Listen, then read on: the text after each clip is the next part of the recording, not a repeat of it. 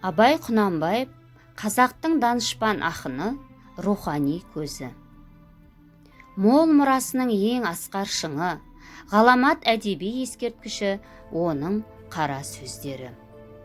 Адам өмірінің маңызы екі бөліктен тұрады деп Абай өзінің қара сөзінде пайымдаған. Біріншісі, адам бейнесіне кір келтіретін кемшіліктер, табиғи болмысы, туа біткен мінез құлқы, надандығы, аңқаулығы, көнбістігі. Екіншісі, олардан арылу жолдары. Рухани өркениетке ұмтылу, білім алу, басқа халықтың өнері мен кәсібін үйрену, достықта болуға шақыру.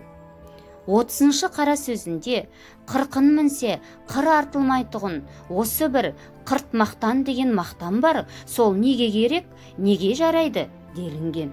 Ол ар, есті, намысты білмейтін, не ой, не батырлық, не адамдығы жоқ мақтан түрі. Яғни бұл жердегі мақтаншақтық бір затқа, не байлыққа мақтану емес. Айбат көрсетіп, жұртқа құрдоқ көрсететін, сөзбен қорқытқысы келетін мақтаншақ адамдар туралы айтқан. Менің қазаныма ас салып беріпті ме? Деп жақсылықты жоққа шығару, немесе аяғаным жаным ба?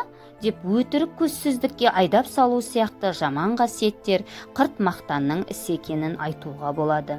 Ал нағыз адам жанға мырзалық қылатұғын, сертке адал, малға мырза, дүниені есеп көрмейтұғын жомарттық деп айқындаған. Абайдың қара сөздері ұлтты, халықты, тәуелсіздікті сақтауға апаратын жол. Оны уақыт дәлелдеді.